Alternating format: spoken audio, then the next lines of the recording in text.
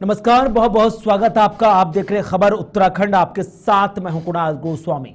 तो ऑपरेशन सिंदूर को लेकर प्रधानमंत्री नरेंद्र मोदी ने राष्ट्र को बीती शाम संबोधित किया। उत्तराखंड के मुख्यमंत्री पुष्कर सिंह धामी ने भी प्रधानमंत्री के संबोधन को सुना। मुख्यमंत्री धामी ने कहा कि प्रधानमंत्री ने जिस तरह से पाकिस्तान की ओर से दी जाने वाली परमाणु धमकियों को दृढ़ता से खारिज और आतंकवाद के खिलाफ जीरो टॉलरेंस के संकल्प को दोहराया है, वो नए भारत की वैश्विक स्थिति को दर्शाता है। ऑपरेशन सिंदूर के माध्यम से देश ने यह स्पष्ट कर दिया कि आतंकवाद को कतई बर्दाश्त नहीं किया जाएगा। पूरा देश आतंकवाद के खिलाफ एकजुट है। मुख्यमंत्री धामी ने पीएम के संबोधन के बाद सोशल मीडिया प्लेटफॉर्म एक्स पर भी एक पोस्ट डाला, जिसमें मुख्यमंत्री ने लिखा कि शासकीय आवास पर यशस्वी प्रधानमंत्री श्री नरेंद्र मोदी जी का राष्ट्र के नाम संबोधन सुना। आदरणीय प्रधानमंत्री का राष्ट्र को संबोधन केवल संदेश नहीं, अपितु राष्ट्र की चेतना और एक मजबूत भारत की हुंकार है। स्पष्टता, आत्मविश्वास और दृढ़ता से युक्त उनके सख्त संदेश ने साबित कर दिया कि आज भारत न सिर्फ अपने नागरिकों की सुरक्षा सुनिश्चित करने के लिए तैयार है, बल्कि दुश्मनों को उनकी भाषा में जवाब देने का मादा भी रखता है। आदरणीय प्रधानमंत्री जी के नेतृत्व में भारत ने एक नया इतिहास रचा है। आतंकवाद को पनाह देने वालों को अब उन्हीं की जमीन पर दृढ़ता पूर्वक मिटाया जा रहा है। ऑपरेशन सिंदूर कोई नाम नहीं, यह भारत की माताओं बहनों के सिंदूर की रक्षा का अटल संकल्प है। हमारी सेना ने अद्वितीय पराक्रम दिखाया और अपने शौर्य से दुश्मनों के दिलों में दहशत भर दी। आतंकी ठिकानों पर जो तमाम ऑपरेशन सिंदूर के तहत स्ट्राइक की गई, उससे पाकिस्तान कांप रहा है। इधर बैसाख पूर्णिमा के पर्व पर देवाल के पौराणिक और ऐतिहासिक लाटू धाम के कपाट विधि विधान से पूजा अर्चना के लिए खोल दिए गए। विशेष पूजा अर्चना में मुख्यमंत्री पुष्कर सिंह धामी शामिल हुए। इसके साथ ही सीएम धामी ने नंदा देवी राजजात को भव्य और दिव्य बनाने के लिए जिला स्तरीय अधिकारियों के साथ बैठक की। इस दौरान सीएम धामी ने अधिकारियों को जरूरी दिशा निर्देश दिए। जागरों और ढोल की थाप पर पाशवाओं ने अवतरित होकर देव दर्शन देते हुए श्रद्धालुओं को आशीर्वाद दिया। लाटू धाम के कपाट खुलने पर सूबे के सीएम धामी ने भी वहां पहुंचकर लाटू धाम के दर्शन किए। इस दौरान उनके साथ थराली से बीजेपी विधायक भूपाल राम टमटा भी मौजूद रहे। मुख्यमंत्री पुष्कर सिंह धामी ने लाटू देवता के दर्शन करने के बाद ऐतिहासिक नंदा देवी राजजात यात्रा की तैयारियों को लेकर जिला स्तरीय अधिकारियों के साथ बैठक की।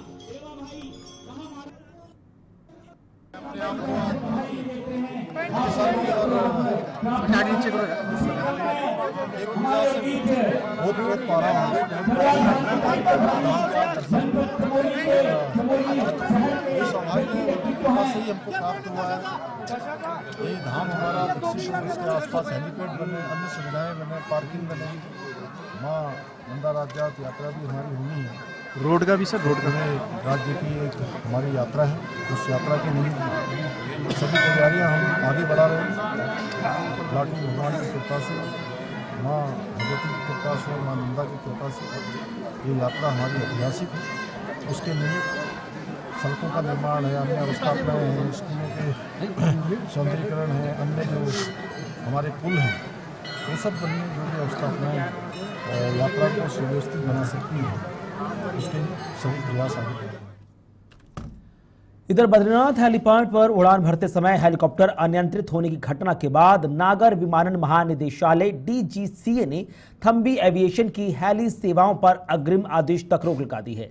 अब फाटा से केदारनाथ के लिए थम्बी की हेली सेवा का संचालन नहीं होगा।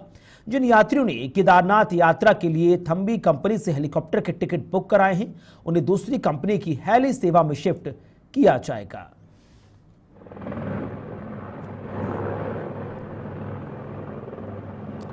और इस वक्त हमारे साथ हमारे संवाददाता धनराज गर्ग जुड़ रहे हैं। धनराज, तमाम तरह की हादसे हमने पिछले दिनों देखे, जिसके बाद तमाम हेली सेवाओं को लेकर फिर से राज्य सरकार और प्रशासन द्वारा निर्देश दिए जा रहे हैं। इसी बीच थम्बी हेलीकॉप्टर की सेवाओं को होल्ड पर डाला गया है।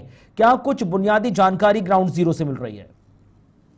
जी बिल्कुल, देखिए जिस तरीके से लगातार उत्तराखंड के अंदर हेली के जो हादसे हैं वो देखने को मिल रहे हैं, क्योंकि अभी 4 दिन पहले आपने देखा होगा कि एक हादसा हुआ कि जहां पर एक हेलीकॉप्टर क्रैश हुआ और 6 लोगों की मौत हो गई। और मैं देखिए कुणाल की जिस तरीके से अब लंबी कंपनी का जो हेलीकॉप्टर है उसके द्वारा भी कहीं ना कहीं एक हादसा होने से बाल बाल बचा है कि उनका जो हेलीकॉप्टर है वो बद्रीनाथ जाते समय अनियंत्रण हो गया और अनियंत्रण होने के बाद उसकी जो पंखड़ियां हैं वो वहां से टकरा गई, जिससे सुरक्षा की दृष्टि से कहीं ना कहीं सरकार ने जो है उस कंपनी पर रोक लगाई है, यानी कि उस कंपनी के जो हेलीकॉप्टर है वो वहां पर अभी सेवा नहीं दे सकते, क्योंकि उसकी जांच बैठा दी गई है कि आखिर इस तरह की लापरवाही क्यों की गई और किसके स्तर से लापरवाही हुई है, उसकी पूरी जांच की जाएगी और जांच होने के बाद जब तक ये जांच पूरी नहीं होती तब तक कहीं ना कहीं उस पर प्रतिबंध लगाया गया है। लेकिन वही देखिएगा कुणाल की यदि इस तरह के हादसे उत्तराखंड के अंदर होते हैं तो एक सबक लेना जरूरी होगा, क्योंकि आप देखिएगा कि उसी के चलते, क्योंकि सुरक्षा सबसे पहले है और मुख्यमंत्री पुष्कर सिंह धामी का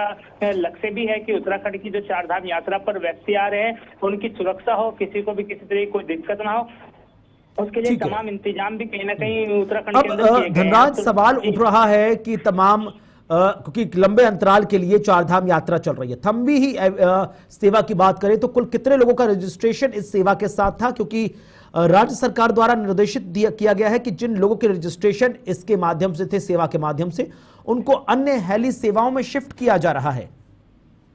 बिल्कुल कुणाल, देखिए जिस तरीके से देखा जाए जो थम्बी कंपनी है उसके माध्यम से हजारों की तादाद में जो श्रद्धालु हैं उन्होंने रजिस्ट्रेशन किया हुआ था, लेकिन सरकार ने उनका भी ख्याल रखा है, श्रद्धालुओं को किसी भी तरह की कोई दिक्कत ना हो, उसके लिए सरकार ने निर्देशित किया है कि जो हेली सेवा थम्बी की जिन्होंने रजिस्ट्रेशन किया है वो अन्य सेवा में शिफ्ट किए जाएंगे, यानी कि अन्य हेलीकॉप्टर से उनको यात्रा कराई जाएगी। तो कहीं ना कहीं एक अच्छा फैसला सरकार का है, क्योंकि श्रद्धालुओं का भी ख्याल रखा गया है, श्रद्धालुओं को भी किसी तरह की कोई दिक्कत ना हो। और जिस तरीके से थम्बी कंपनी की तरफ से ये लापरवाही सामने आई है, इसको देखते हुए कहीं ना कहीं जो जांच बिठाई है, अब जांच के बाद ही साफ हो पाएगा कि आखिर किस कारण से ये जो बड़ा हादसा है वो चला है और आखिर किस कारण से जो हेलीकॉप्टर है वो अनियंत्रण हुआ है। तो इसकी पूरी जांच की जाएगी और जांच के बाद जो कार्रवाई है वो भी कहीं ना कहीं इस कंपनी पर जरूर की जाएगी। ठीक, अब आखिरी सवाल ये धनराज की थम्बी कंपनी पर जिस तरह से अभी फिलहाल फौरी तौर पर रोक लगाई गई है, ये बाकी एविएशन सेवाओं के लिए कितना सख्त संदेश है कि अगर आपने भी लापरवाही की तो आपको भी इसी कटघरे में खड़ा कर दिया जाएगा? बिल्कुल कुणाल, देखिए आपने सही कहा है, जिस तरीके से लापरवाही इस कंपनी के द्वारा की गई है तो अन्य कंपनियों को भी कहीं ना कहीं इससे सबक जरूर मिलेगा, क्योंकि जिस तरह की कार्रवाई सरकार की तरफ से की गई, इस पर रोक लगाई गई है, तो इससे कहीं ना कहीं लाभ जो है आने वाले श्रद्धालुओं को मिलेगा कि श्रद्धालुओं की जान से खिलवाड़ नहीं हो पाएगा और वो सुरक्षित रहेंगे। तो कहीं ना कहीं जो अन्य कंपनियां हैं वो भी इससे कहीं ना कहीं सबक लेती हुई जरूर नजर आएंगी, क्योंकि जिस तरह की कार्रवाई सरकार की तरफ से की गई है एक बड़ी ही सराहनीय कार्रवाई इसको माना जा रहा है। शुक्रिया आपका धनराज, हमारे साथ राजधानी देहरादून से जुड़ने के लिए, तमाम जानकारी दर्शकों तक पहुंचाने के लिए। ऑपरेशन सिंदूर को लेकर बीजेपी द्वारा देहरादून में प्रेस कॉन्फ्रेंस का आयोजन किया गया, जिसको संबोधित करते हुए बीजेपी प्रदेश अध्यक्ष महेंद्र भट्ट ने भारतीय सेना की उपलब्धियों से जनता को रूबरू कराया।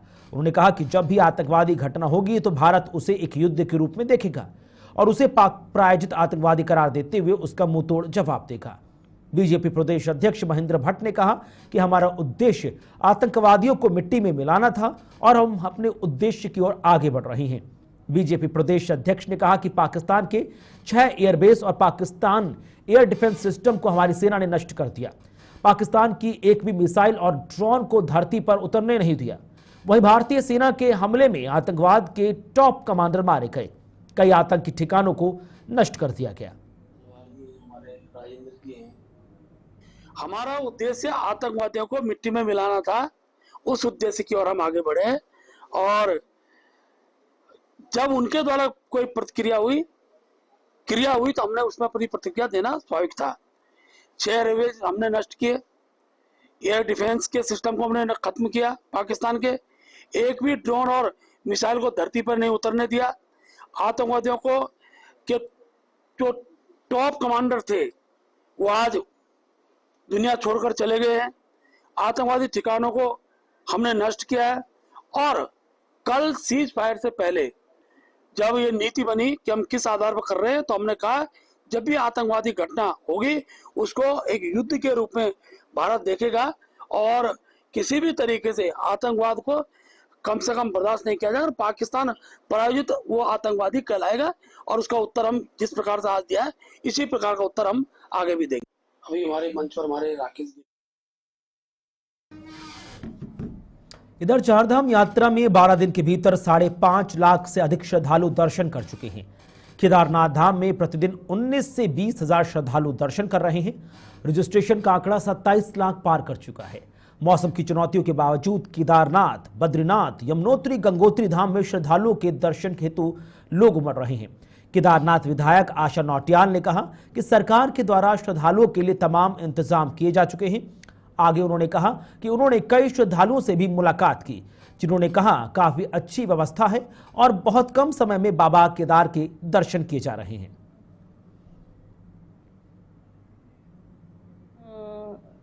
ऐसी कोई बात नहीं है। इस साल तो मैं माननीय मुख्यमंत्री जी का बहुत बहुत धन्यवाद करूंगी।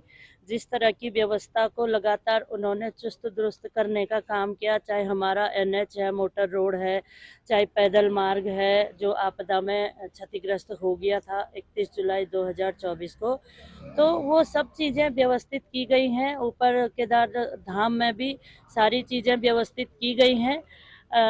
वहाँ पर टोकन सिस्टम से जिस तरह से यात्रा दर्शन किए जा रहे हैं, यात्री बहुत खुश हैं। हम लोग भी कईयों को मिले हैं, उन्होंने कहा कि हमारे जो दर्शन है वो बहुत ही चंद मिनटों में हमारे दर्शन हो गए थे। तो आपस में कभी कभी बहुत ज़्यादा भीड़ होने की वजह से लगता है लोगों को कि हम सबसे पहले मेरे दर्शन हो, लेकिन व्यवस्थाएं बहुत अच्छी वहाँ पर हैं और किसी प्रकार के अगर व्यवस्थित तरीके से दर्शन करें तो कोई दिक्कत नहीं है। लेकिन सबको आजकल जल्दी रहती है कि सबसे पहले मेरे दर्शन हो। ऐसे में थोड़ा सा हो सकता है एक आध दिन व्यवधान रहा है, लेकिन व्यवस्थित तरीके से कई बार मतलब लोगों के दर्शन हो रहे हैं। इस समय उत्तराखंड में चारधाम यात्रा अपने पूरे सबाब पर है। बाहरी प्रदेशों से तीर्थयात्री चारधाम यात्रा करने के लिए देवभूमि पहुंच रहे हैं। हरबटपुर से तीर्थयात्रियों को आगे करने के लिए रवाना किया जा रहा है। आपको बता दें कि विकासनगर के कटा पत्थर चेक पोस्ट पर आने वाले तीर्थयात्रियों को काफी दिक्कतों का भी सामना करना पड़ा। हमारे संवाददाता के द्वारा जब जाकर कटा पत्थर चेक पोस्ट पर देखा गया तो तीर्थयात्री काफी परेशान नजर आए और प्रशासन से काफी नाखुश भी। उनका कहना है कि वो हरबटपुर से इस चेक पोस्ट पर पहुंचे तो उन्हें रोक दिया गया। उन्होंने कहा कि यहां पर उनके रहने और खाने पीने की भी कोई व्यवस्था नहीं। तीर्थयात्रियों ने भारतीय सेना और देश के PM नरेंद्र मोदी की जमकर तारीफ भी की। इस दौरान थोड़ी गड़बड़ी है। प्रशासन की जो व्यवस्था होना चाहिए तीर्थयात्रियों के लिए वो व्यवस्था कहीं पे भी नहीं है। ऐसा नहीं है, कहीं रुकने की व्यवस्था नहीं है, कहीं डॉक्यूमेंट्स की जो तैयारी होती है इनकी तैयारी में बहुत परेशानी आ रही है, समय पे काम हो नहीं रहा है, तो इसलिए परेशानियां हैं। बाकी तो डॉक्यूमेंट्स में क्या दिक्कत आपकी बताइए? डॉक्यूमेंट्स में क्या है, ऑनलाइन कभी चलता है, ऑनलाइन बंद हो जाता है, ऑफलाइन में आओ तो 100 200 500 की लाइन लग जाती है, तो वहाँ फिर वही समस्या आती है, वहाँ फिर ऑफलाइन भी नहीं हो रहा है। ऐसे करके 2-2 4-4 दिन यात्री यही परेशान हो रहे हैं। मेरा नाम शिवांग मुकाती है। कहाँ से आए हो? मैं धार जिले से हूँ, खिलेड़ी गांव से, छोटे से। अभी कुछ दिन पहले पहलगाम अटैक देखने को मिल रहा है और आप यात्रा पे निकले हो, डर तो नहीं है मन में? थोड़ा सा तो डर तो था, बाकी एयरफोर्स के कारण हम अभी सुरक्षित हैं यहाँ पे। उसके बाद जो रशियन मिसाइल थी, रशियन एयर मतलब डिफेंस सिस्टम है, उसके कारण जो ड्रोन्स आए थे उससे हमें बचा गया। हम जैसे जैसलमेर से होके आए थे 2 दिन पहले, और उसके बाद वहाँ पे एयर ड्रोन अटैक होने चालू हो गए थे, तो उससे बहुत हमें मतलब लगा कि हाँ हमारा एयर डिफेंस सिस्टम जो इन्वेस्ट कर रहे हैं हम, वो अच्छी जगह में जा रहा है। अपने देश की सरकार पर कहने का मतलब पूरा विश्वास है? पूरा विश्वास है। जो बजट निकालते हैं एयरफोर्स या डिफेंस सिस्टम पर, जो जैसे GST ले रहे हैं, बाकी वो सही जगह पे यूज़ हो रहा है। GST ले रहे हैं, जैसे जो भी टैक्सेस है वो सही जगह यूज़ हो रहे हैं, जो बजट है वो भी सही है। बस थोड़ा सा ऑपरेशन सिंदूर भी अभी देखने को मिला है, क्या कहना चाहेंगे इस बारे में? बहुत अच्छा उसके बारे में जो उन्होंने करा रातों रात। जैसे पहले अपने बताया कि यहाँ पे एयर ब्लैकआउट होगा इंडिया में, कि कैसे होता है कैसे नहीं, आपको क्या करना है, पर उसके पहले उसी रात वहाँ पे उन्होंने ब्लैकआउट कर दिया। तो वो थोड़ा सा बहुत अच्छा लगा हमें देखने को कि यहाँ पे ब्लैकआउट के कारण वहाँ ब्लैकआउट कर दिया। कब तक पहुँच जाओगे यात्रा पर? हम यात्रा पे आज का थोड़ा सा था, आज पहुँच जाते, बाकी ये यहाँ पे चेक पोस्ट के कारण हमें डिले हो रहा है थोड़ा सा, और अभी भी वहाँ से जवाबी कार्रवाई नहीं आ रही है, तो उसके कारण लेट हो रहे हैं यहाँ पे हम। अब कल तक जाएंगे, अगर कल निकलेंगे तो 14 को दर्शन होंगे, तो फिर एक दिन डिले हो जाते जाएंगे। सिर्फ हमको 2-4 घंटे बाद तो वैसे भी हमको यहाँ से निकालने के, इसलिए हमारे साथ में महिला और बच्चे वगैरह सब परेशान हो रहे थे। हम यही चाहते हैं कि हमारी गाड़ियाँ यहाँ से छोड़ दी जाए। आगे कहीं भी हम धर्मशाला वगैरह लेके हमारे को व्यवस्थित में, हमको ठेठ स्थान पर नहीं भी पहुंचे तो रास्ते में हम कहीं भी रुक जाएंगे। पर अभी धूप में हम 4-6 घंटे से खड़े, हमारी कोई वहाँ कागज वगैरह कोई सुनवाई नहीं कर रहा है। पहुंच गए थे आप लोग यहाँ? और हम यहाँ करीब 10-11 बजे पहुँच गए थे। 10 बजे। तो यहाँ पे खाने पीने की, रहने की कुछ भी व्यवस्था नहीं है, कुछ भी व्यवस्था नहीं है यहाँ। चौहान है और हम लोग एमपी से आए हैं। यात्रा के लिए निकले हो, कैसा लग रहा है? यात्रा के लिए निकले हैं, अच्छा लग रहा है, पर ट्रैफिक के कारण मतलब कुछ पुलिस मतलब चौकियों के कारण हम काफ़ी दिक्कतों का सामना करना पड़ रहा है, क्योंकि उन लोगों का कहना है, हमारा रजिस्ट्रेशन एक्चुअली 13 तारीख का था और हम लोग आज 12 को यहाँ पर एंटर कर रहे हैं। तो उनका ऐसा कहना है कि आपको यहाँ से 13 को ही मतलब एग्जिट करना होगा। तो अगर हम यहाँ से 13 को एग्जिट करते हैं तो वहाँ हम फिर 14 को पहुँचेंगे। और अगर इन केस वहाँ पर उन्होंने कहा कि आप लोगों का रजिस्ट्रेशन तो 13 का था और आप 14 को आए हो, तो फिर वहाँ पर भी हमको दिक्कतें आ सकती है। तो इस केस में मैं चाहती हूँ कि हमें कुछ हेल्प देनी चाहिए, क्योंकि हम लोग जिस फेज़ को अभी फेस कर रहे हैं, यहाँ पे हमको कोई इतनी फैसिलिटीज़ भी नहीं है कि यहाँ हम रह सके या कुछ कर भी सके। तो मेरा यही कहना होगा कि अगर कुछ हो सके तो बिल्कुल हम आपकी हेल्प चाहते हैं। सीमा राजपूत। कहाँ से आए हो? एमपी से। कैसा लग रहा है यात्रा पे निकले हो? अच्छा लग रहा है। अभी कुछ दिन पहले पहलगाम अटैक भी देखा गया है। गाड़ी यात्रियों की शिकायत है सर, कुछ रजिस्ट्रेशन में उनकी दिक्कत आ रही है, क्या कहना चाहिए? किन किन दिक्कतों का सामना यात्रियों को करना पड़ रहा है? उसमें मैडम ये है, जितने भी आपके ट्रिप कार्ड में कुछ दिक्कतें आ रही, जिनका क्या बोलते हैं 12 तारीख जो आज की डेट में, जैसे 12 तारीख के जो ट्रिप कार्ड है उनका, तो आज की कुछ बसें गाड़ियाँ ऐसी आ रही है जिनका ट्रिप कार्ड 13 को बना है। तो उसको हम लोग को विभागीय द्वारा क्या बोलते हैं, उनका पुनः उनका जो 13 का जो रेशन बना है उनको हम कैंसिल करवा के अपने उसे विभाग के माध्यम से, और उसको क्या बोलते हैं सेम 12 तारीख का ट्रिप कार्ड बनाने का प्रयास हमारे द्वारा किया जा रहा है। इनको दर्शन हो जाएंगे सर? जी, दर्शन तो नहीं होंगे। उत्तराखंड में यूसीसी लागू होने के बाद से ही लव इन रिलेशनशिप का विरोध नजर आ रहा है। कांग्रेस के नेताओं के द्वारा यूसीसी में लव इन रिलेशनशिप के प्रावधान को लेकर लगातार सरकार का विरोध हो रहा है। यूसीसी में लव इन रिलेशनशिप को लेकर उत्तराखंड बीजेपी की प्रदेश प्रवक्ता हनी पाठक ने कहा कि जिस तरह कांग्रेस और उनके नेताओं द्वारा लगातार यूसीसी में लिव इन रिलेशनशिप का विरोध किया जा रहा है और नेताओं की जैसी बौखलाहट है, उससे लगता है कि जैसे कांग्रेस के नेता लिव इन रिलेशनशिप के दायरे में ही आते हैं।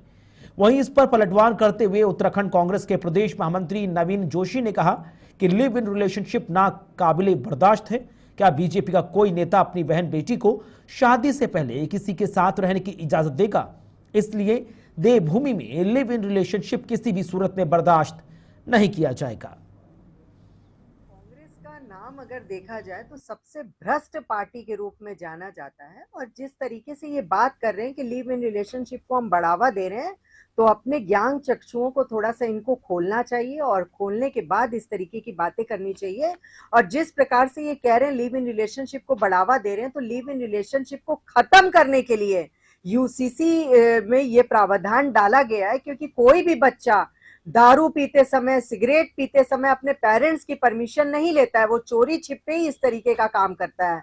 तो जो अमानवीय घटना आज के समय में लिव इन रिलेशनशिप को लेकर हो रही है, तो उस पर रोक लगाने के लिए पेरेंट्स की परमिशन, पुलिस की परमिशन, ये सब चीजें लेने के बाद ही लिव इन रिलेशनशिप में कोई रह सकता है, और कुकृत्यों को खत्म होने में ये चीजें काफी फायदेमंद रहेंगी। और कांग्रेस के जो पदाधिकारी बार बार इस चीजों को लेकर सवाल उठा रहे हैं, मुझे तो लगता है कि पूरी तरीके से इनके प्रदेश अध्यक्ष से लेकर वरिष्ठ नेता हरीश रावत से लेकर और हरीश धामी जी से लेकर और हरक सिंह रावत जी से लेकर हर कोई लिव इन रिलेशनशिप में इस तरीके की बातें रखता है, और उससे इनको खतरा नजर आता है इनकी कहीं खुद की पोल ना खुल जाए।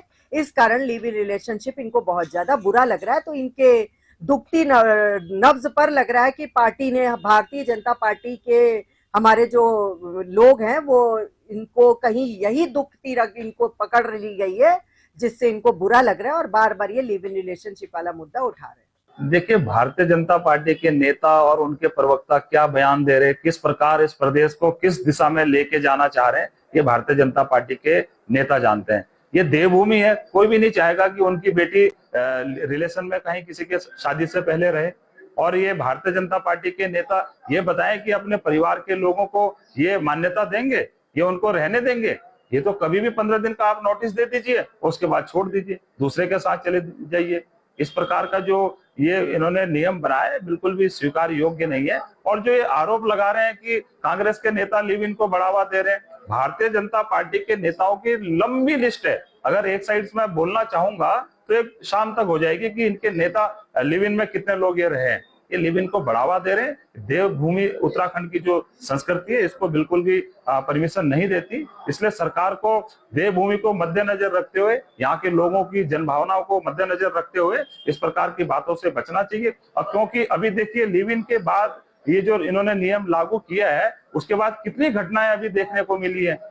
कई लोग जो इसमें लिव इन में रह रहे हैं उनमें जैसे घटनाएं हुई, अभी देखा कि उसमें मर्डर भी हो गया है और कई लोगों ने छोड़ भी दिया है। इस प्रकार के केस जो सामने आ रहे हैं, तो लिव इन में इसकी मान्यता के बाद उसको रोकथाम नहीं हो पाई है। इसको सरकार को इसके नियम लगाने के बाद इसकी मॉनिटरिंग करनी चाहिए थी। सबसे पहले तो ये लगाने की आवश्यकता क्या पड़ी देवभूमि के अंदर? ये भारतीय जनता पार्टी का असली चेहरा जनता के सामने आया है, इसको कोई भी वर्ग स्वीकार नहीं। इधर हल्द्वानी में एक सनसनीखेज मामला तब सामने आया जब मामले के सीसीटीवी फुटेज सोशल मीडिया पर वायरल हुए, जिसमें कपिल कॉम्प्लेक्स परिसर के पास 8 मई को 27 वर्षीय तुषार नाम के युवक को 4-5 युवक मारते पीटते हुए गाड़ी में ले जा रहे हैं। ये किडनैपिंग की घटना पुलिस को जब पता चली, पुलिस अभी इस पूरे मामले में खुलकर कुछ नहीं कह पाई है। हालांकि पुलिस क्षेत्र अधिकारी का ये कहना है कि उन्होंने चित्रकूट से युवक को बरामद कर लिया है, लेकिन सीसीटीवी फुटेज में दिख रहे युवकों के बारे में अभी पुलिस कुछ नहीं बता रही। उन्होंने क्यों इस घटना को अंजाम दिया, वो युवक कौन थे? पुलिस क्षेत्र अधिकारी नितिन लोहनी का कहना है कि सभी के खिलाफ दबिश दी जा रही है। प्रथम दृष्टया मामला आपसी लेन देन का लग रहा है। हालांकि इस वीडियो को सोशल मीडिया में वायरल होने के बाद पुलिस पर तरह तरह के सवाल जरूर उठे हैं। कुछ दिन पूर्व कपिल कॉम्प्लेक्स के पास से एक लड़के की किडनैपिंग की सूचना आई थी। इसमें कुछ लेन देन संबंधी मामला अभी तक जो आया है संज्ञान में, इसमें जो व्यक्ति है उसकी रिकवरी कर ली गई है चित्रकूट से, लेकिन अन्य जो इसमें अभियुक्त हैं उनके लिए दबिश दी जा रही है। बहुत जल्द उनकी अरेस्टिंग कर ली जाएगी। देखिए, जैसा कि मैंने कहा, बहुत ज़्यादा डिटेल्स तो मैं शेयर नहीं कर सकता। यहीं के रहने वाले लोग थे और लेन देन संबंधी कुछ तकरार को लेके ये इस तरीके की कुछ वाकया हुआ है। देखिए, बहुत ज़्यादा डिटेल्स अभी मैं शेयर नहीं कर सकता, लेकिन जितनी भी जगह हैं जो पॉसिबल लोकेशंस हैं उन जगहों पे दबिश दी जा रही है। IMEI रन किया जा रहा है, CDR वगैरह के थ्रू हम ट्रेस करने की कोशिश कर रहे हैं। इधर कोटद्वार के रहने वाले जयप्रकाश ने थाने में एक शिकायत प्रार्थना पत्र दिया, जिसमें उन्होंने तहरीर दी है कि अनिल, चेतराम, अशोक जोशी, दिनेश भगत, सोनू, राजकुमार व राजेश शर्मा ने उनकी पत्नी को दैवीय प्रकोप के नाम पर डराकर प्रत्यदोष होने पर तथा परिवार को मारने की धमकी देने के नाम पर अलग अलग स्थानों पर बुलाकर कुल 40,75,000 रुपए ठग लिए। कोटद्वार थाने ने विभिन्न धाराओं में मुकदमा दर्ज कर जांच शुरू की। SSP लोकेश्वर सिंह ने आमजन के साथ ही की गई इस प्रकार की धोखाधड़ी की घटना को गंभीरता से लेते हुए पुलिस टीम गठित कर अभियुक्तों को जल्द से जल्द तलाश कर गिरफ्तार करने के आदेश दिए हैं। कोटद्वार पुलिस टीम ने सर्विलांस की मदद से इस प्रकरण में शामिल 3 नामजद अभियुक्त अनिल निवासी बहादुरपुर कांठ जिला मुरादाबाद, चैतराम निवासी ग्राम बहादुरपुर कांठ मुरादाबाद और दिनेश मोहड़ा पट्टी कांठ जिला मुरादाबाद यूपी को मुरादाबाद से ही गिरफ्तार किया है। कोतवाली कोटद्वार पुलिस टीम के द्वारा 3 अभियुक्तों को मुरादाबाद से गिरफ्तार किया गया है। कोटद्वार निवासी के द्वारा एक शिकायत पंजीकृत करवाई गई थी कि उनके साथ किसी गैंग के द्वारा देवी प्रकोप का डर दिखाते हुए उनसे कुल 40,75,000 की धोखाधड़ी की गई है। इस शिकायत का संज्ञान लेते हुए हमारे द्वारा मुकदमा पंजीकृत किया गया और जांच में ये पाया गया कि मुरादाबाद के कुछ लोग हैं जो कि लोगों को देवी प्रकोप, पितृदोष इत्यादि का डर दिखाते हुए लोगों से धोखाधड़ी करते हैं। चलिए, इसी के साथ खबर उत्तराखंड में बस इतना ही। वक्त छोटे से ब्रेक का, खबरें आगे जारी है।